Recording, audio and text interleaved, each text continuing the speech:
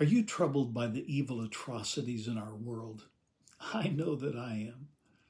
Our world's lack of moral restraint, wars, demonstrations, violence, and corruption, that bothers me. I'm weary of the nonstop pressure to compromise our conviction and silence our voice. Like it or not, it's the world we live in. But we're not the first ones who have encountered such disturbances. The psalmist David's world may have been less sophisticated. Still, sin and evil were as prevalent in his neighborhood as ours. Listen to David's cry. O Lord, hear my voice. Let your ears be attentive to the voice of my pleas for mercy. If you, O Lord, should mark iniquities, O Lord, who could stand?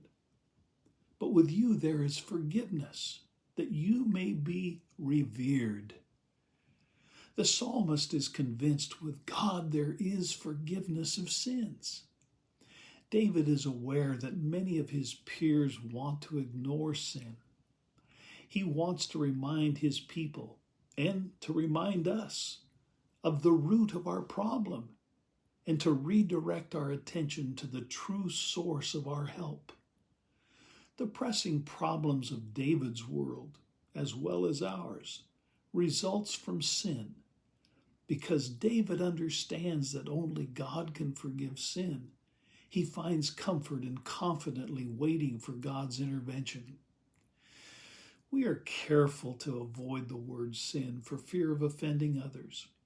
We prefer expressions like dysfunction, misbehavior, errors, misdeeds, or other less offensive descriptions. In our quest for peace and tranquility, perhaps we would do well in asking ourselves, am I more concerned about offending others than displeasing God? Am I more focused on the behavior of others while ignoring my conduct?